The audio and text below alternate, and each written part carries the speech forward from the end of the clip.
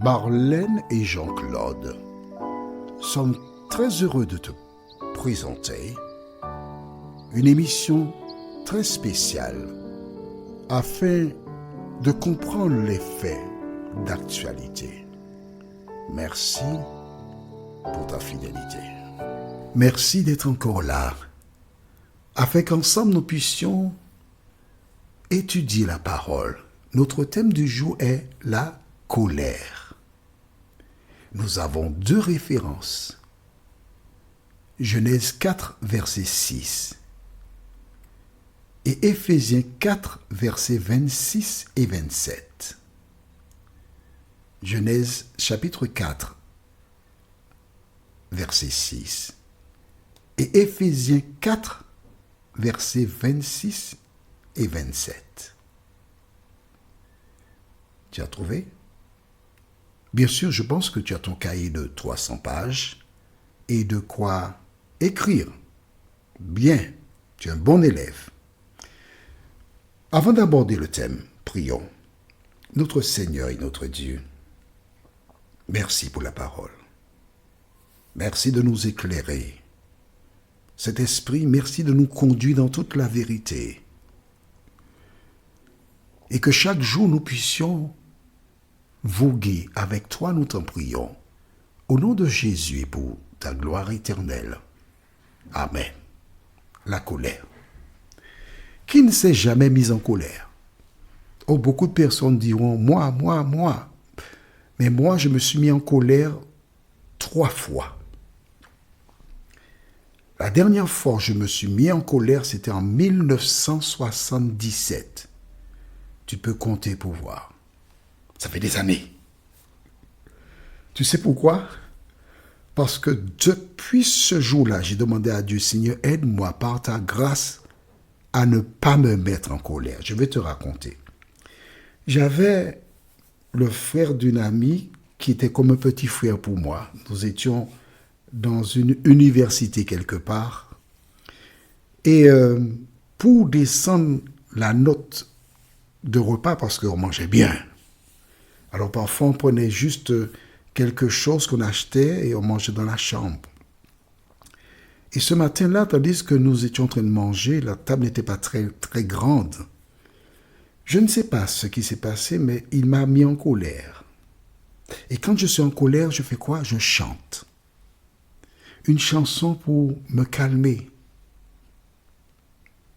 Et pendant que je chante, le diable permet qu'il sache que je suis en colère, mais il le pousse à faire quoi?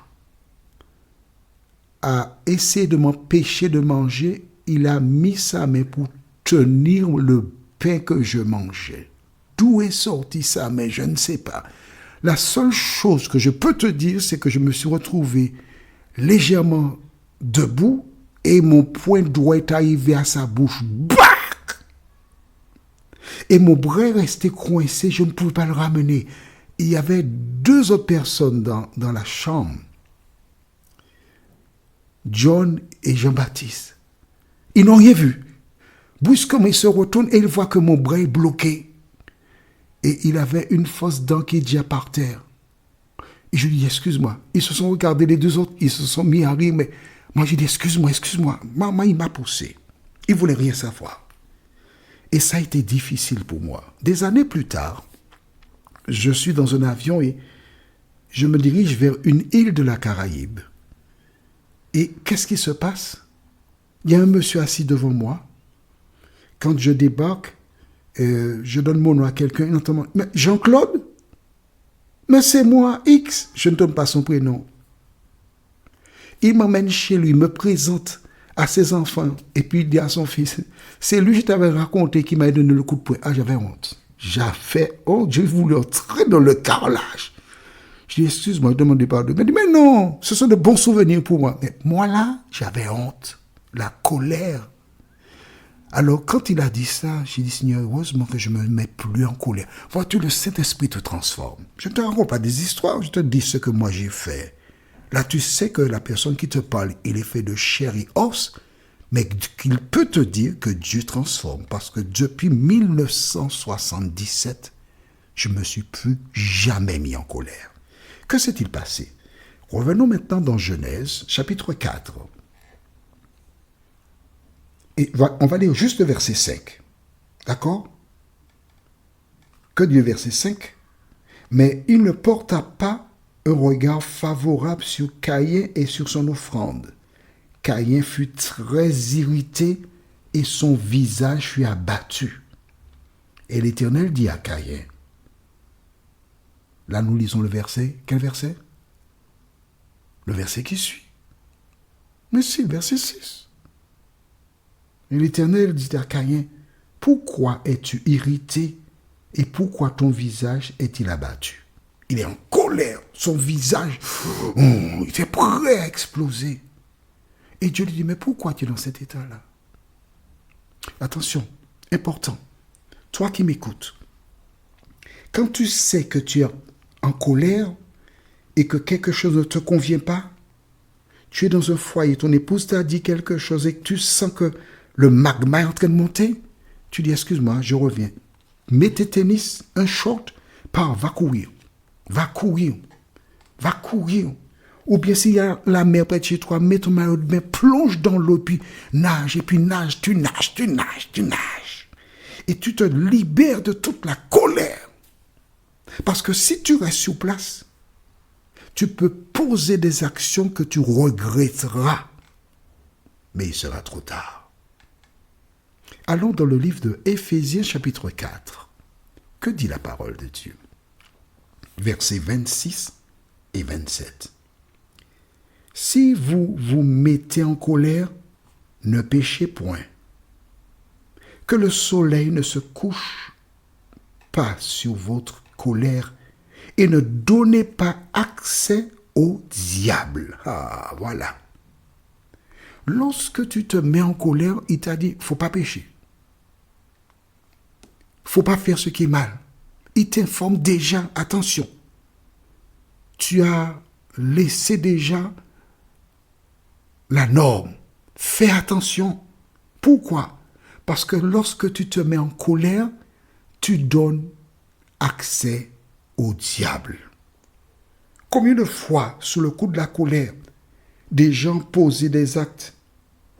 Combien de fois, sous le coup de la colère, des gens bousculés?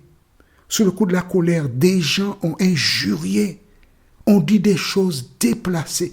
Tiens, je pense, ok, aujourd'hui nous sommes exactement le 25 août 2025 à 15h25. Il y a eu, dans un match de football en métropole, une altercation de 2 joueurs de l'Olympique de Marseille. Rabiot et Rouault. Bon, nous ne sommes pas sur cela, hein, d'accord? Mais qu'est-ce qui s'est passé? Le club a décidé d'exclure les deux et de les mettre sur la liste de joueurs à transférer. Parce qu'il estime que ce n'est pas une bonne chose que 2 coéquipiers se battent comme ça ne se fait pas. Et tout le monde doit être d'accord sur le fait que ça ne se fait pas. On est là pour se donner la main. On est là pour avancer, mais on ne peut pas se battre l'un contre l'autre. Il faut sévir pour laisser un exemple afin que les autres qui viennent derrière sachent que cela est inadmissible. Donc la direction ils ont fait le nécessaire. Selon eux, les 2 doivent être exclus. Il faut marquer le coup. Là, quand tu es responsable, tu es obligé de prendre une décision pour marquer le coup, pour mettre les gens au pas. Et je présume qu'ils espéraient que les coupables présentent leurs excuses et déclarent, bon, nous nous sommes mal comportés, nous reconnaissons, nous demandons pardon, etc. Nous ne voulons pas partir parce que nous aimons le club. Ils font amende honorable. Ils demandent pardon. Mais que s'est-il passé? Un agent de l'un des 2 joueurs a commencé à s'exprimer, a jugé les 2 responsables d'incapables, a dit ceci, a dit cela, a dit ceci, a dit cela. Elle a dit tellement de choses, cette personne-là, que même si on voulait peut-être revenir sur cette affaire, il y a le respect de l'institution. Et à cause des propos tenus, alors je ne sais pas, parce qu'à cette date, 25 août 2025 à 15h27, je ne sais pas ce qui se passera. Mais plusieurs personnes se sont élevées pour dire, bon, maintenant, si la direction accepte de passer l'éponge, ils passeront pour des trompettes. Ils ne sont pas crédibles. Est-ce que tu vois comment une parole peut faire du tort? D'où la nécessité pour toi, enfant de Dieu, quand il y a un problème qui te dépasse, quand il y a une situation qui t'horripile, qui te fâche, et tu sais que tu n'as pas la parole facile, et que tu dis, selon toi, les 4 vérités, quel que soit le prix à payer, tu sais ça? Prends la fuite. Ne parle pas. Ne te mets pas en colère parce que le diable peut entrer et tu peux dire des choses qui demain te desserviront. Tu as compris cela? Que Dieu t'aide. Mais nous verrons ce qui est arrivé dans le cas de Caïn. Notre prochaine étude, ce sera avertissement. 2 références. Genèse chapitre 4, verset 7, donc la suite. Genèse 4, verset 7.